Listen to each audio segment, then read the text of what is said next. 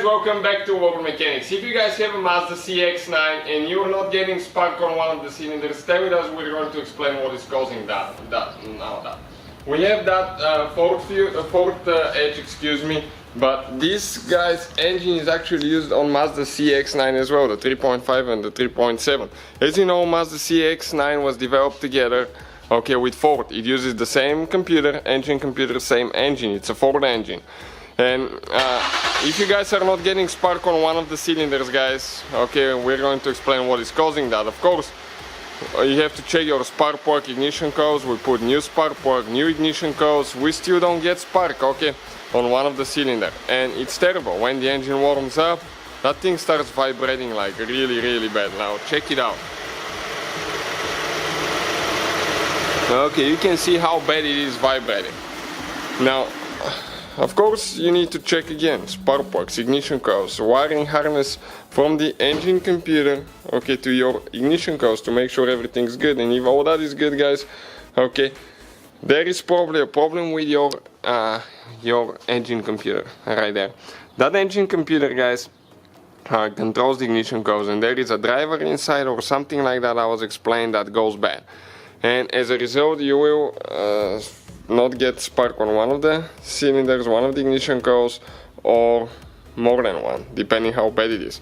We found a guy online that claims that he fixes most of them, so we're going to take our computer off. We'll send it to him, see if he can fix that. Otherwise, we have to get a new computer. We have to have the keys programmed, the computer programmed. It's a really complicated thing, guys. So hopefully that one will be the cheapest alternative. Stay with us, we'll remove it, send it, and see if that takes care of the problem. So we have the car battery, guys, disconnected. We received in the mail the computer today. What it seems like, they open everything, they resealed everything with silicone. It looks like it's professionally done, guys, and from what I read, those guys are amazing.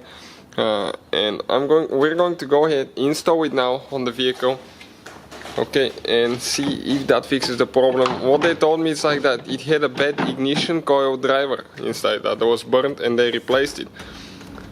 And most of the times they said that's fixable. Hopefully it's fixable in our case, because otherwise we have to buy new ECU.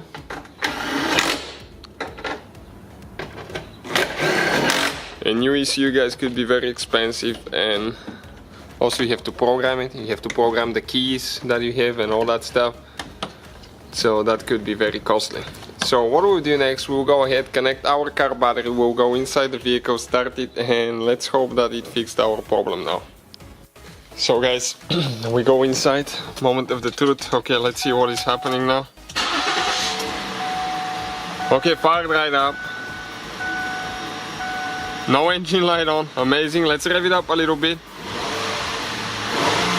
Okay, that thing sounds amazing so far. Okay, I'm going to go on the inside, on the outside, excuse me, quick.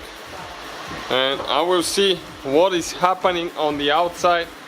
Okay, the engine seems like it's very well balanced, guys. No vibrations at all. Check it out. It's super smooth. You can put a coin on it and it's not going to fall. So hopefully, guys, that will fix your problem. That's a common issue with those ECUs. Thank you for watching, guys. Please subscribe to the channel for more videos, and see you guys next time.